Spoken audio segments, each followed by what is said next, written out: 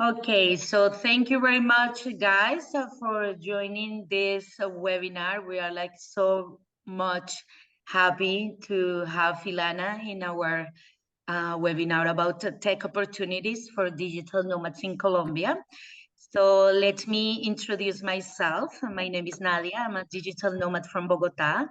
So I am the president and one of the co-founders of the Digital Nomads Association Colombia.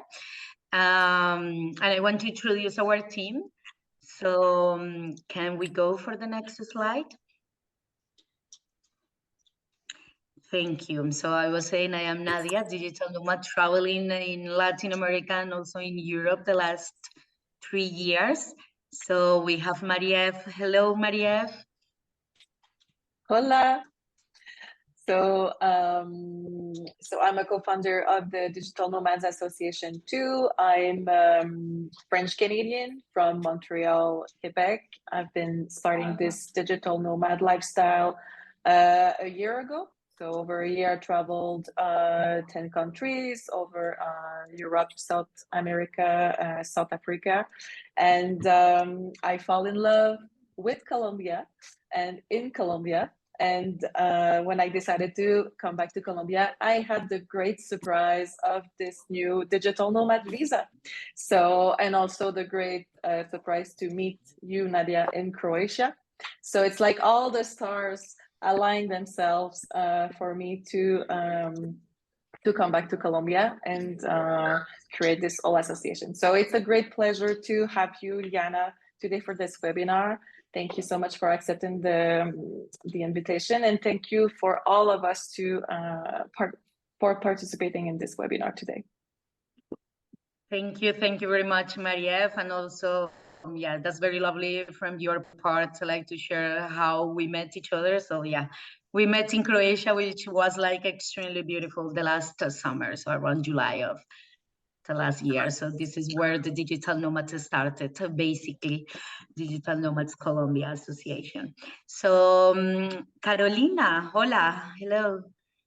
Hello, and hello everybody. Thank you for being here. I'm Carolina. I'm from Bucaramanga, Colombia. I'm sure some of you know me from other webinars.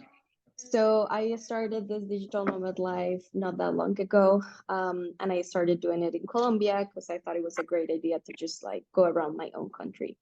Now I'm just going mostly around South America. I'm in Mexico right now, but I'll go back to Colombia really soon. So yeah, thank you everybody for being here. I'm excited to hear Ilana in this webinar. Thank you very much, Carolina. François. Hola. Hello. Hola.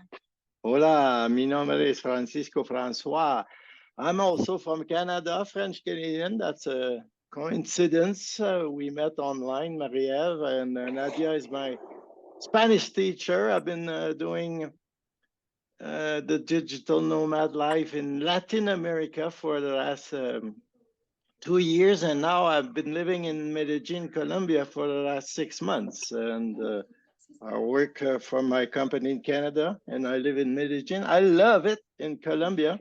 I'm like Marie-Eve, I fall in love with and in Colombia. So it's la buena vida.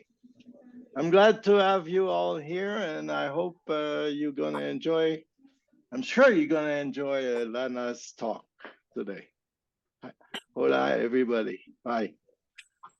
Thank you very much. So 2 French Canadians in love in Colombia. So wow, so which is amazing. Yes, I mean so much love in this Digital Nomads Association. So also Laura and Maria. So I don't know if Laura it is here, our community manager. I don't think so. I don't see her here, and Maria Perez, so she is not here, so she is busy. So we have 2 very lovely ambassadors. So can we go to the next slide? So for people that they are starting to join our webinar, so can you please put your microphone off, so mute yourself so we can hear each other. So we have Johnny Rios, which is like a very famous person in the social media Americans. So he's the leader of Americans in Colombia, all those Facebook groups that you have seen around. So perhaps, yes, I don't know. And also John Darwin, which is another digital nomad from Colombia, another Colombiano, lovely. He's now in Spain, in Madrid. So I don't know if John is around here. No. So, okay, so let's start our webinar. So let me introduce Ilana. So Ilana is the co-founder of World Tech Makers. So as far as I know, so World Tech Makers is the first coding boot camp academy in Latin America. So she and her team has generated virtual and also face-to-face educational spaces for training children, youth, adults in technology. Technology matters. So in this context of promoting technology, so Ilana has also promoting sustainable initiatives, and the most important thing for me and for the Digital Nomads Association is like Ilana has participated as the promoter of the Digital Nomad Visa in Colombia, which is like the first digital nomad visa in Latin America, which is like, I think that we are like so proud about. So I think Ilana will later on tell how was this process. So I'm super proud because she's also from Colombia, so also from Bogota. So to have like another Colombiana leading and to have like this leadership and makes the Digital Nomads Association deeply proud to find like this powerful and entrepreneur woman that is also promoting the positive impacts of digital nomads in the country in different dimensions in a very holistic way. So thank you very much again, Ilana, for accepting our invitation. No, thank you, Nadia, and everyone in the podcast, and of course, all the team.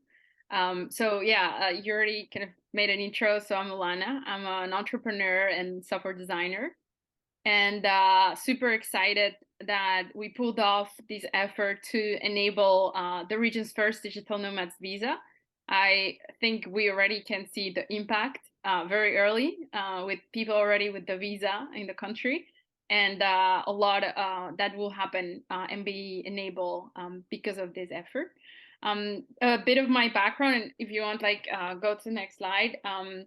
I have been working as an entrepreneur in social impact for 8 years now. So I studied in the US. I then joined the finance industry. So I was working in private equity and then hedge funds in Chicago.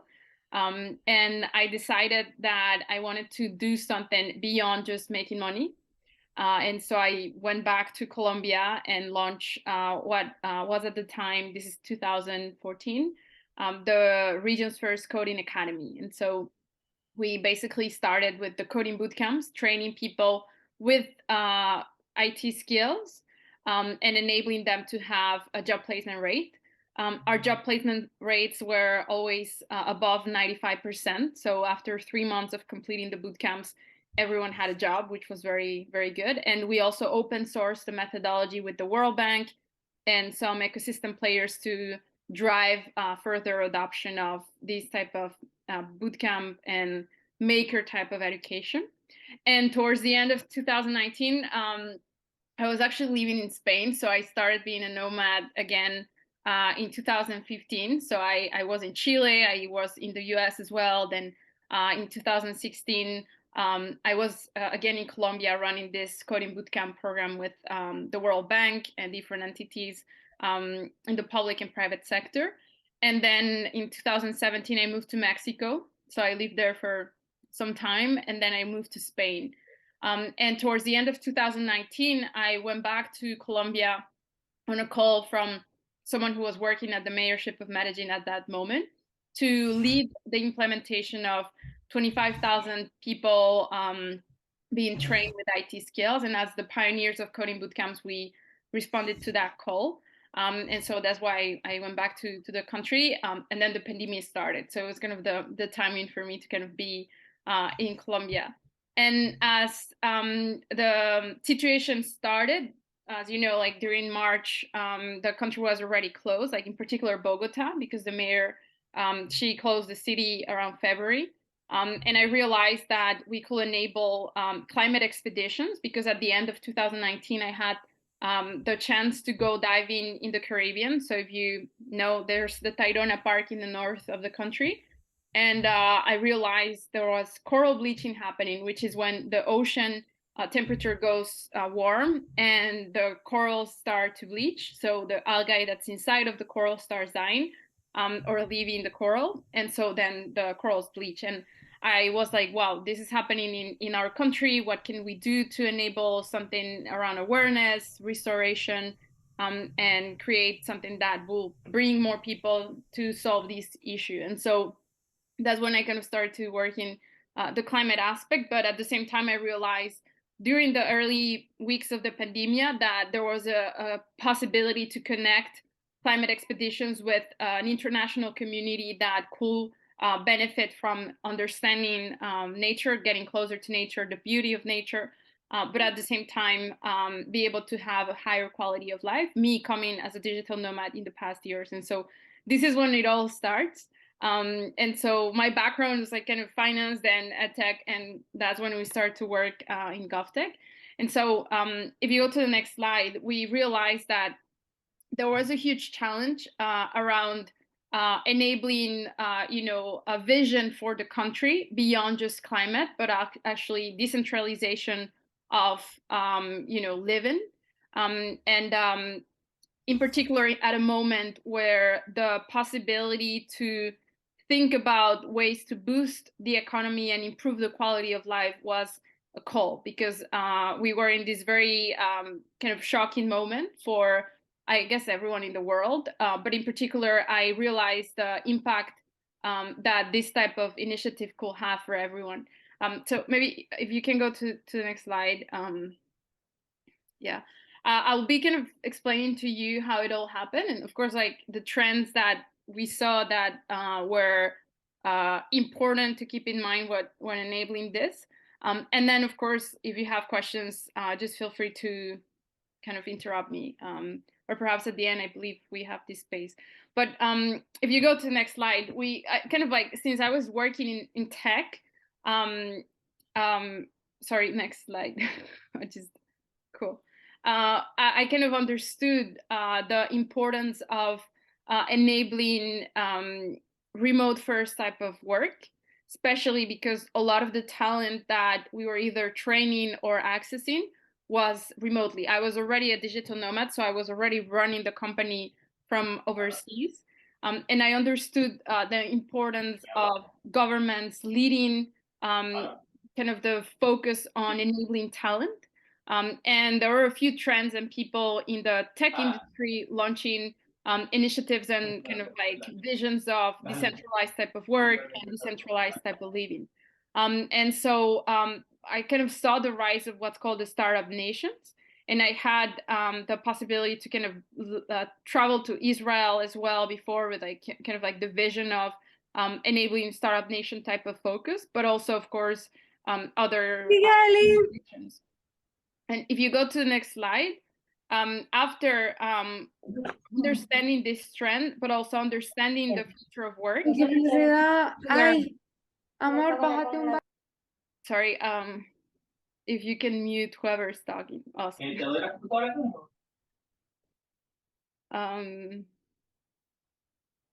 Wait, I think, yeah. I understood kind of the importance of enabling, this type of living situation, because we know that most of the jobs will be tech-based and decentralized.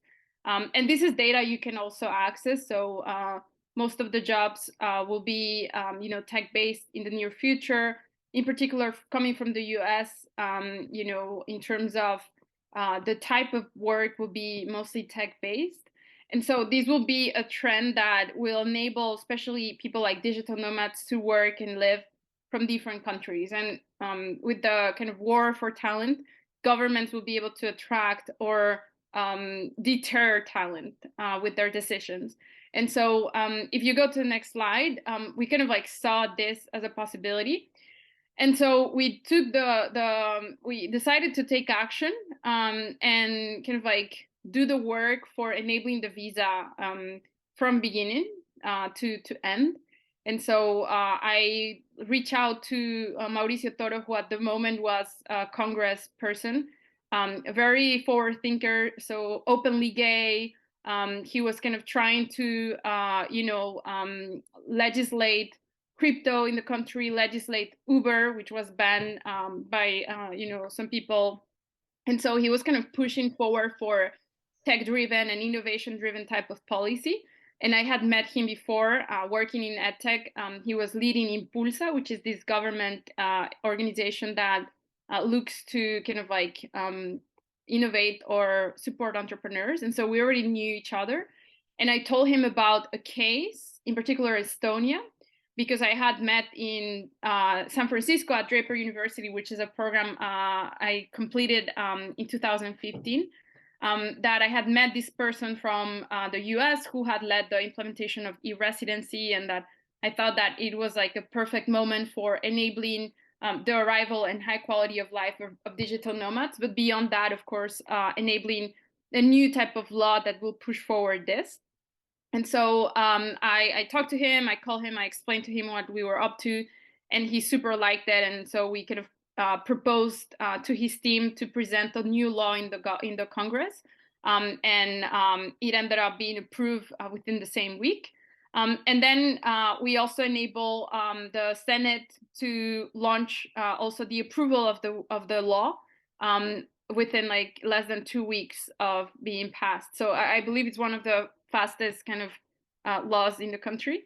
But then what ended up happening is that this was like kind of the opposition of the government at the moment. We had to kind of take the law and explain to the government people that there was this new law created that will enable a lot of impact. And so it took us almost 1.5 years from the moment we presented this to Mauricio Toro to the moment we convinced people in the chancellor's office to kind of make it a law. And of course, uncountable hours and meetings and explaining the vision to lots of politicians from all political parties. And also it was bootstrapped. So my team and my company financed the lawyers that wrote the legislation. It didn't come from the government, unfortunately. But the upside was the development of the country. And of course, enabling foreigners and digital nomads and remote workers to have a better quality of life. So we decided to make the decision to finance this and kind of put the hours in and bring the best talent. And we ended up talking to a few mayors. So mayor of Medellin, the mayor of Bogota, also the mayor of Cartagena, Ibagué, Santa Marta too. So a lot of people in the politics kind of side of things also learn about this vision. If you go to the next slide, what ended up happening was that it was literally approved as we wrote it. So we literally wrote with the support of Eric Rincon. So now he runs the think tank of Universidad del Rosario. At the moment, he was the president of Colombia FinTech when he wrote the legislation. So he had experience legislating, forward-thinking law before. But we literally got what we presented. So a 2-year visa enabling people to access a state ID, health services, banking, having the possibility to rent directly, which was a problem before because you had to kind of use a third party or kind of pay someone else to do it for you. Also, the possibility to register your own business. So as a digital nomad, now you can go to the Chamber of Commerce with your state ID and also get it directly for you. And of course, this creates also a boost for development for companies locally that can create new services and products for these people. Now, if you go to the next slide, we brought in a team that was very strong. So in terms of kind of like we realized that Colombia in particular could be able to propel the growth that it already has. So Colombia is a country that already brings 4.5 million tourists per year. In particular, people who spend 2 weeks, 3 weeks, and about $2,000 per capita. And the tourism and ecotourism in particular option for the country is huge. in terms of development and enabling and improving the life of locals, at the same time as bringing them closer to nature. And in particular, if you go to the next slide, there's business tourism. So this corresponds to services that people from other countries go to get, and at a cost that is more affordable, but super high quality. And so this was kind of a win-win for the whole ecosystem. And if you go to the next slide, in particular, we realized that the cost of living will be more effective and efficient for people going into the country, while boosting the economy. And so you can see, for instance, as a nomad, of course, it depends where you're staying and where you're renting from, and the dollar rate was kind of taken into consideration. But you can save millions of dollars as a whole if you're, thousands of digital nomads coming into the country. While boosting the economy, especially because you can live well off with $1,000 in the country, get a nice apartment, eat outside, do Ubers all the time, or kind of have a quality of life that perhaps in New York it will be more expensive.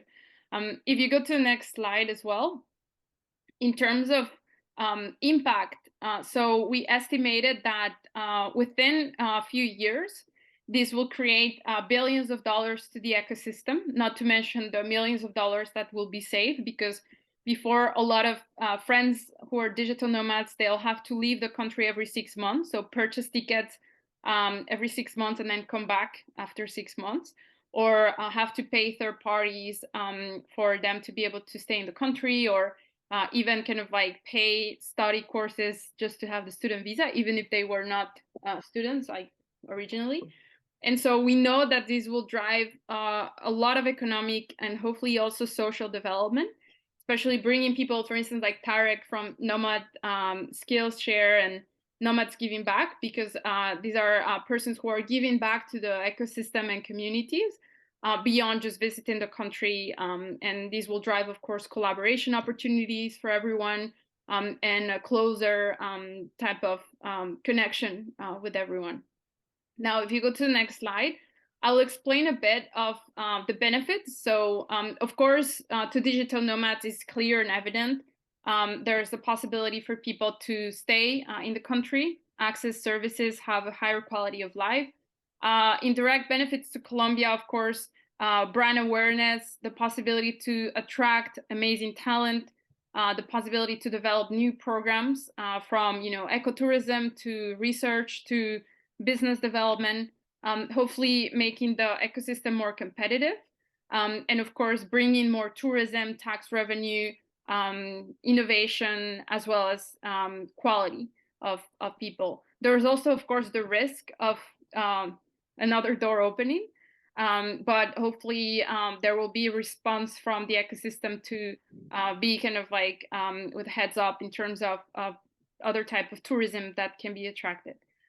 Now, if you go to the next slide, there is, of course, a focus from our behalf to continue driving innovation. Right now, what we enable took us 3 years of work and a lot of very high quality type of people. And we hope to see the ecosystem responding to that and benefiting from that. So as a team, what we're doing is helping people get digital nomads visa, so apply to the program. And we hope to see further development of the whole ecosystem as a whole over the next few years. Now, if you go to the next slide, the vision originally was enabling 3 phases. So, of course, what we call the society of the future, so enabling the visa and the legislation, which took us 3 years and lots of work, but we pulled it off. And then phase 2 and phase 3 corresponds to hopefully enabling a community of people around development and similar values of, innovation, respect, creativity, and also ethical development. And so these are some values we stand for. And we hope to attract and see at the helm people with these values leading the digital nomads community in the country. And of course, there's another benefit and upside, and it's the potential creation of businesses in the country that will drive further development and hopefully also more innovation down the road. So these are some of the kind of points of the vision. If you go to the next slide.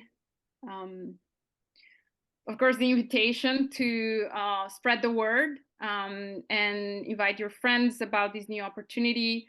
I think it's very important to have organizations like the Digital Nomads Association leading these types of efforts and communicating the work, as well as international community members benefiting from these opportunity that we created. So I'm a message away if you want to talk to me, and thank you so much, Nadia, for the invitation. Thank you very much, Ilana. So we are so happy, and yes, I'm very proud, of course. Again, I can't yes stop repeating that. So how proud we are about like this leading, and also because people in the chat, they are also saying that they applaud like the Colombia effort, yes, which is excellent, and you has been part of this. So let's go for the time for questions. So the Q&A. Yes. So if people, they just want to participate in the discussion, so you can raise your hand and Carolina will just organize so who is first. So perhaps also Yes. if Kevin also want to talk more about what he's saying on the chat box. I think this is really good comment, yes, to start to discuss.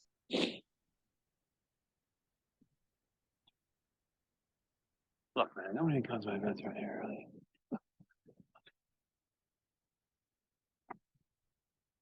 Carl, you want to mute yourself?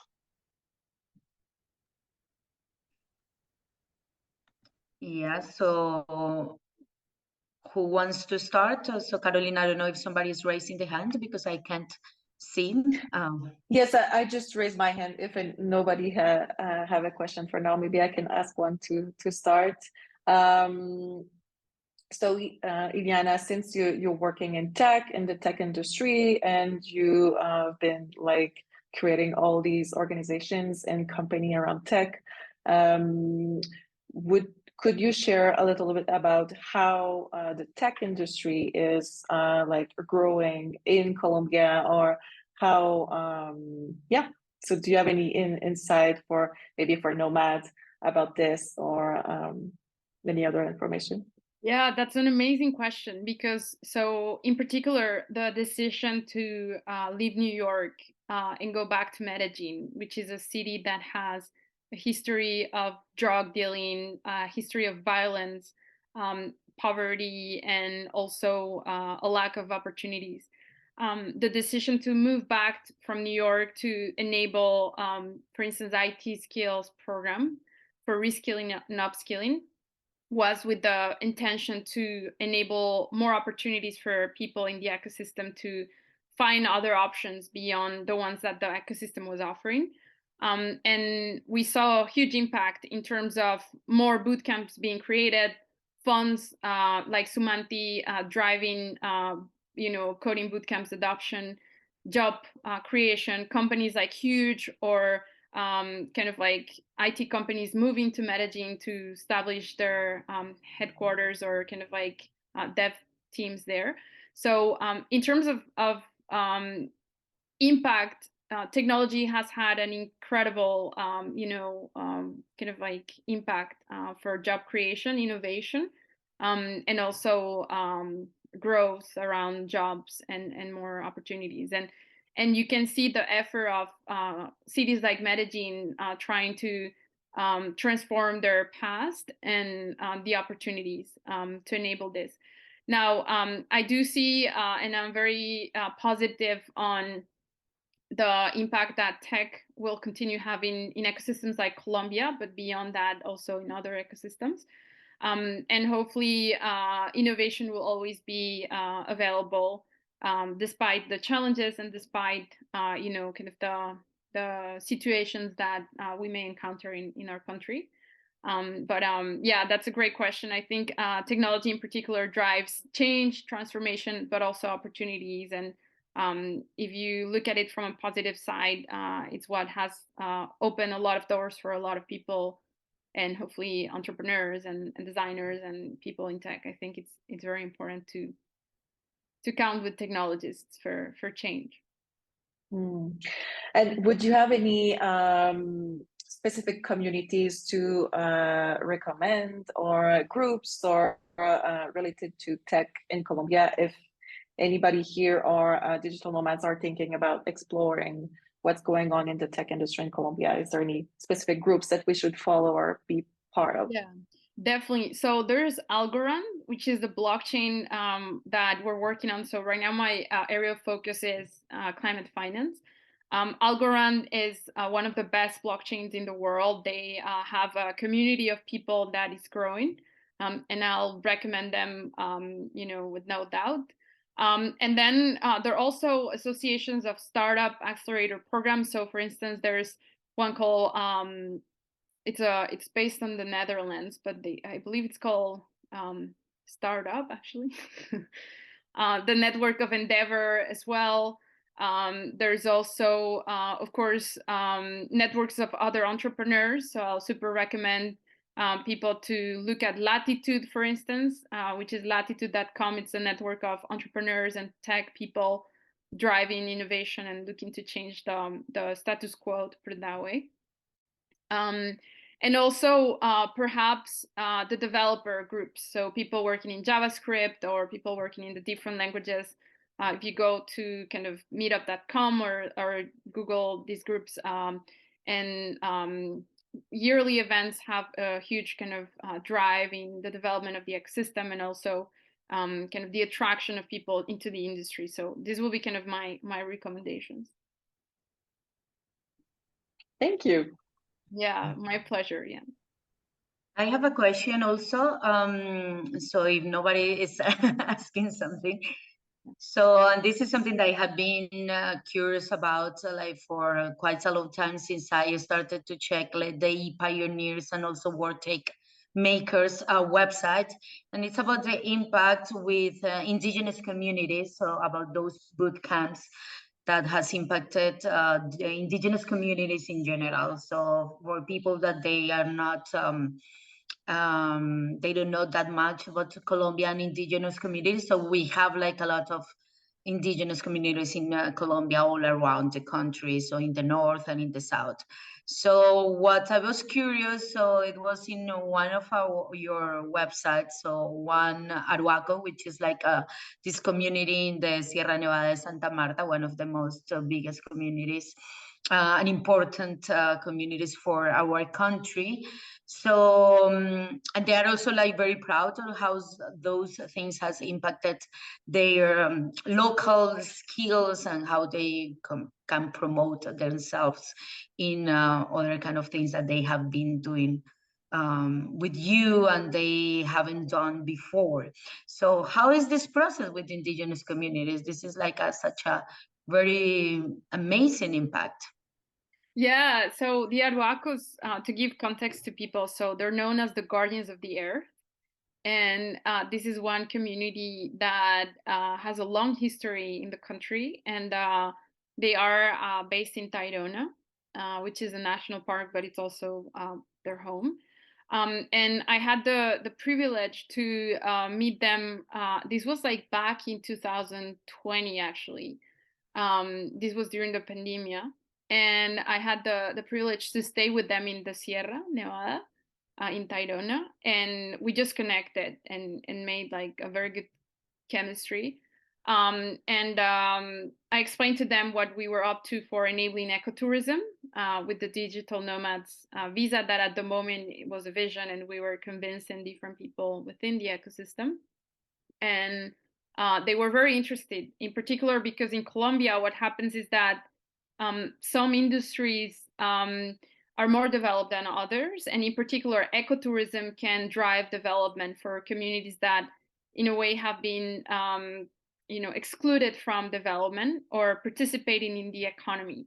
And so groups like the Arhuacos can connect with digital nomads who can not just learn about Colombia and connect via ecotourism with the country, but can also, discover through the eyes of these very respected Native Americans the country. So we've been focusing mostly on that more than the skills development. So our conversation and our initial connection was actually not related to work at all. But then we just connected. I went there multiple times to stay with their families, and have had the privilege to kind of be part of them. I actually have these are kind of the bracelets they do for when they adopt someone. So I'm adopted by them in a way. But our focus has been more on the ecotourism side, and driving new ways to create space for new opportunities and kind of like connections more than IT training. This is only with the Arhuacos community, or also in Chemesquemana with the other, with the Cancuamos and also with the Wiwas community, because they are kind of connected, the two indigenous communities of the Sierra Nevada. And so there's like a difference in between like those four communities, because they are brothers and sisters and cousins, yes, in a way. They have like some differences in between. They do, yeah. them. There are four different in Sierra, in Tayrona. But yeah, we had I had a very strong connection with the Arhuacos only. So, Yes, I understand. Me too. The first time that I went to Sierra Nevada, yes, and to the Arhuacos community, yeah, it's just like an amazing place to be. Yes, to have like this connection with them. Ilana, there's some questions on the chat box that so just people they want to talk to you. oh, of course, yeah. Wait, let me see. So you feel free to interrupt, like unmute yourself and speak. So I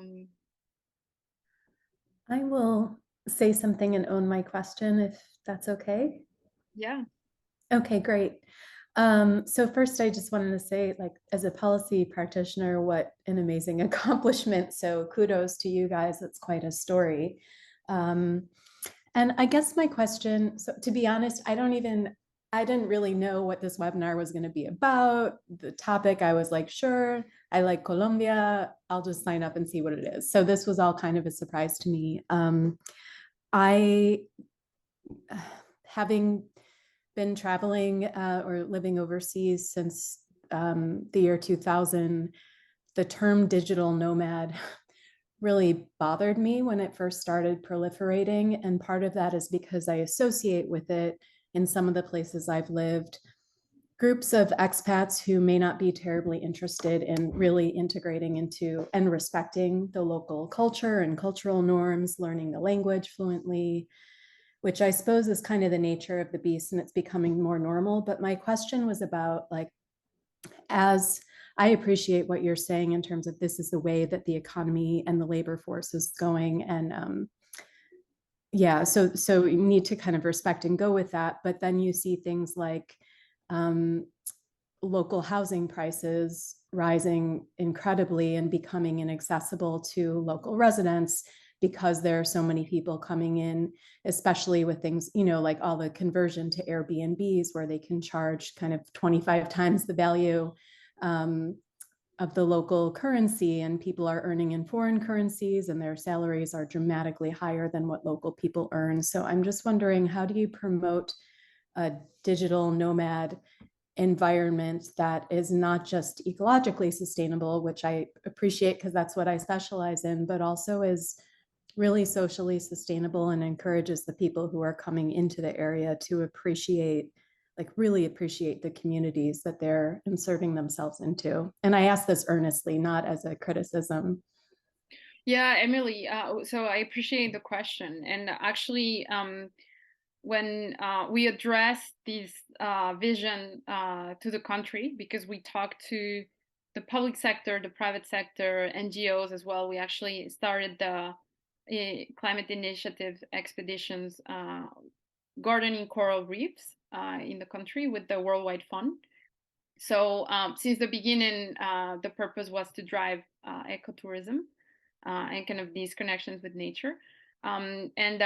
We also addressed with the ecosystem sexual tourism, which is something very common in Medellin, drug dealing tourism, which is also very common in Colombia, and also the possibility of opening this door in terms of the disparity of access in terms of the currency and kind of situations that we can see in ecosystems like Dubai, where if you go to certain areas, like it's very hard to buy a coffee because it's super pricey, and there's this disparity of currency.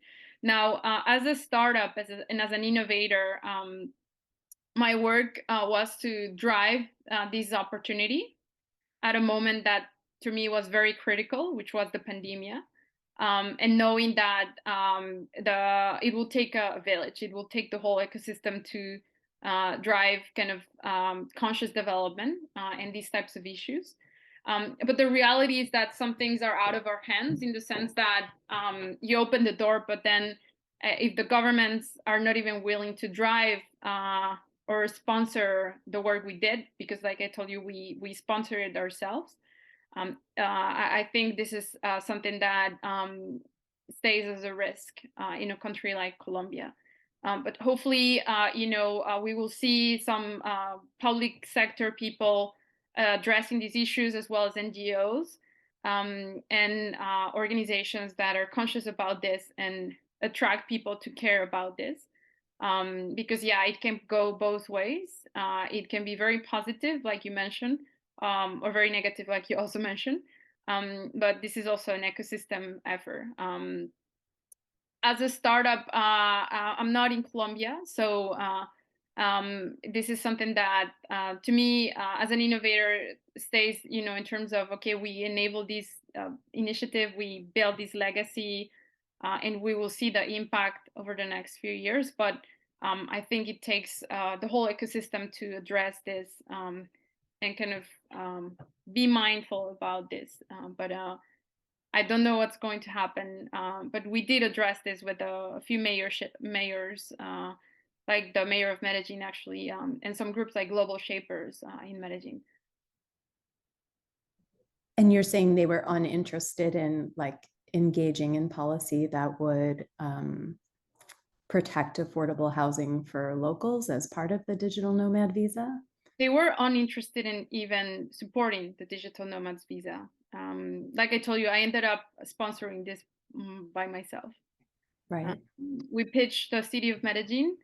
They didn't care. I learned they will now start driving a program for digital nomads, but after we did all the work. So this says a lot about the ecosystem. But as an innovator, I see my kind of mission at the moment more of as an enabler than not doing it just because there was the risk of not getting the support of a mayorship like Medellin. Then we scale it at the national level and we made it happen. But again, we literally sponsor the lawyer who wrote the legislation. We sponsored the meetings.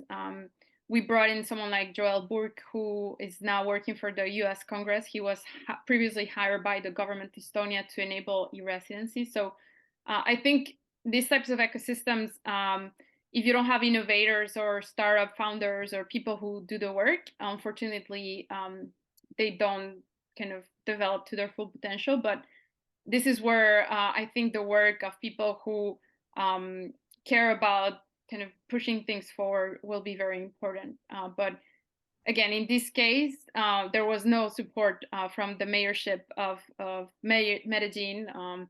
But now we learned recently that they will now launch after the work was done. But again, as a startup founder and the person who kind of enable this, it's not our work to kind of address these types of problems, but we did address them at the moment, and we're very aware of this as a good or very bad situation, because we opened the door, right? But it can go both ways. Thanks, Ilana. And sorry, I hope I didn't guide the conversation too off topic, but it's Oh, no. interesting to me to hear from this sort of private sector entrepreneur perspective. Thank you. Yeah, you're welcome. Thank you, Emily. Thank you, Ilana. Shall we go maybe for one or two more questions? Maybe in the chat box, or it's stuck. Maybe Yeah, it's I raising wrote in a hand. chat box, but first, thanks you for enabling this. And the thing is, you know, things like drugs and sex tourism and things like that, it's been there before because of, I would say, probably a relatively easy access from US anyways, from that perspective, even before, right? So it's you don't have to have a 2-year visa there to do that, and it's probably going to be less prevalent among visa holders than it would be from the actual tourists. So I think you're going to be okay there. But my question is, you brought up interesting topic of an indigenous native population and how do we support it and stuff. So most of us who'd be interested in digital nomads would actually require to obviously have a good internet access for be able to. We don't mind generally, you know, supporting local communities. Actually, most of us would probably prefer, at least for a week trip, because I'm too attached to Bogota otherwise. But you know, if there's a known collaboration with any group or area or something that offers this kind of things, is there a site, or you mentioned you have a website, is that the option there, say like, hey, this community is well, you know, connected to the internet, go support type of deals?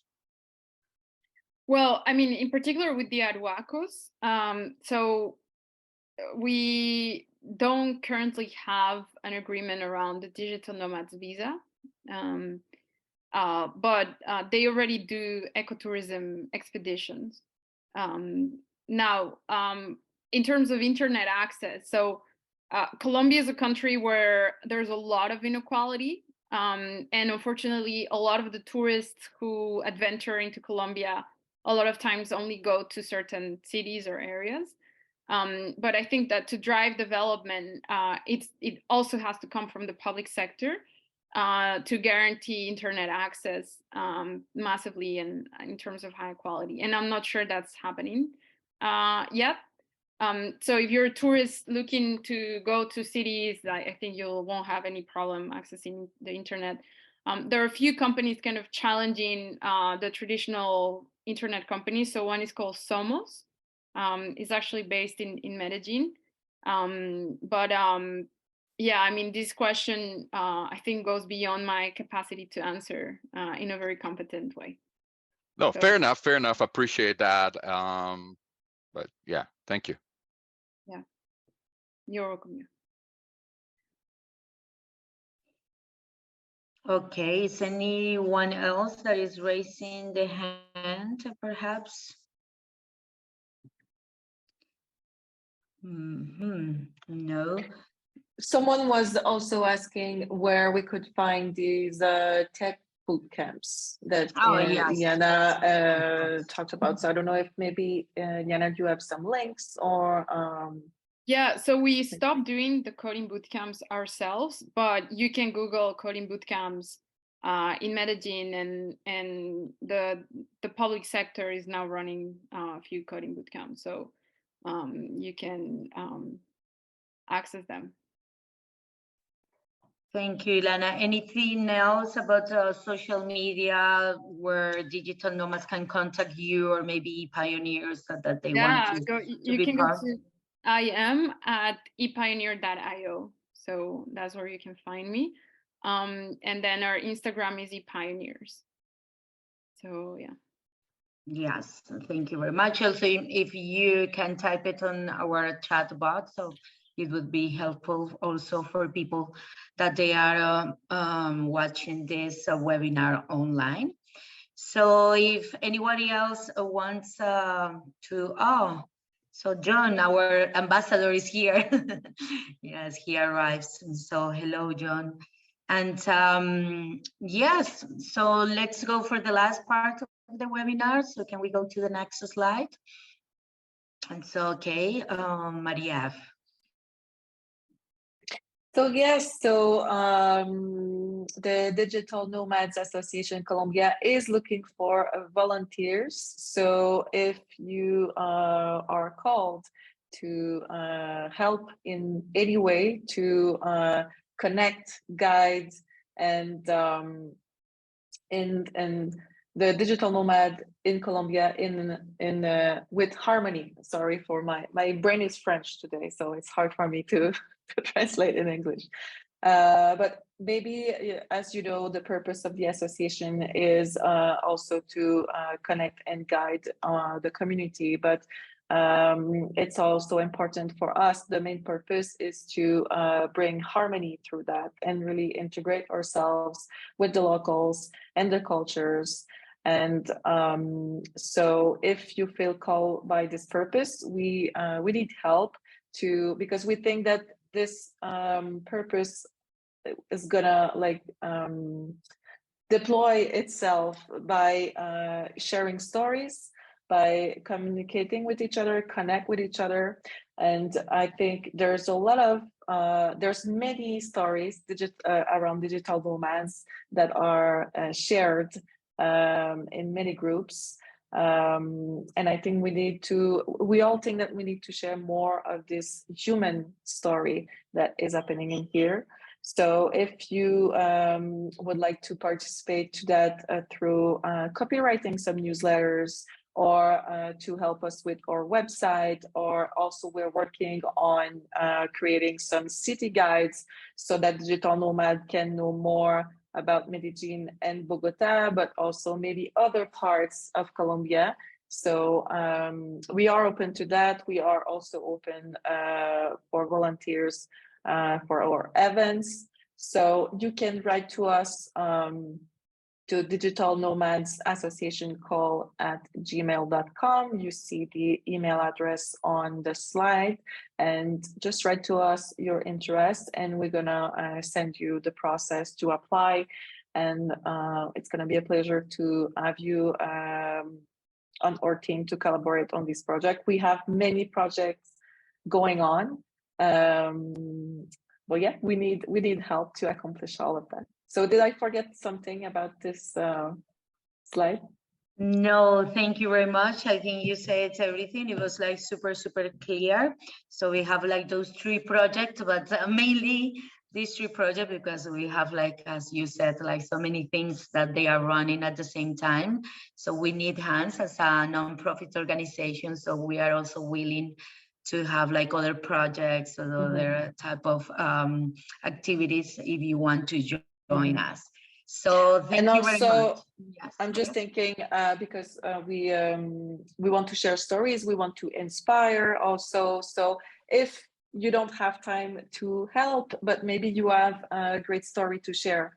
So a great story that you experienced in Colombia with locals, or a positive impact story that you experienced in Colombia, please share it with us. It's going to help us with a couple of projects that we have right now. Yes, exactly. Excellent. Thank you very much. And thank you very much for all the digital nomads and curious people that they are interested in Colombia and the nomadism in our country. So for participating here. So this is going to be posted on our YouTube channel as well. So, and Ilana, again, thank you, and I hope to see you soon, of course. Yeah, I don't know when I'll go back to Colombia. Probably in Christmas for my family. But yeah, I'm a fan of people driving progress and tourism with kind of a vision beyond just visiting some places, also contributing. So we will see more mindful tourists and nomads. Yeah. Excellent. So yes, and we hope like you are going to be in the country like in very soon. So let's see where the war is going to put us together. Excellent. So thank you very much, and see you in the next webinar. Adios.